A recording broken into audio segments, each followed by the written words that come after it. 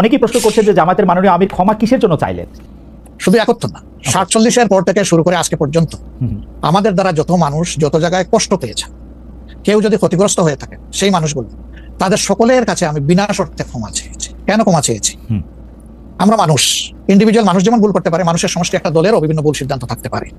কোনটা ভুল কোনটা সঠিক ইতিহাস এটা নির্ধারণ করবে। আজকে যেটাকে ভুল বলা হচ্ছে, কালকে এটাই হয়তো সবচেয়ে বড় সঠিক হিসাবে প্রমাণিত হবে। আর ইতিহাসের পালাবদলে রাজনীতিতে সবাই জিতে না, কেউ জিতে কেউ হারে। আমরা আদর্শবাদী একটা দল, আমরা বিশ্বাস করি আমরা মানুষ ভুলের ঊর্ধ্বে নই। আমাদের দ্বারা, আমাদের সহকর্মীদের জন্য কোনো শর্ত আরোপ না করেই মাপ চেয়েছি। ওকে, মানে 47 থেকে মাপ চাওয়ার মধ্যে কোনো পরাজয় নাই, অবশ্যই নাই। 47 থেকে আজ পর্যন্ত যে কোনো কিছুর জন্য মানুষ আপনাদের কাছ থেকে যদি কোনো ধরনের আঘাত পেয়ে থাকে, তার জন্য আপনি দুঃখ প্রকাশ করেছেন, ক্ষমা চেয়েছেন। এর ভিতরে সব ঢুকে গেছে, কোনো কিছু বাদ নাই। ওকে, এভরিথিং ইনক্লুডেড।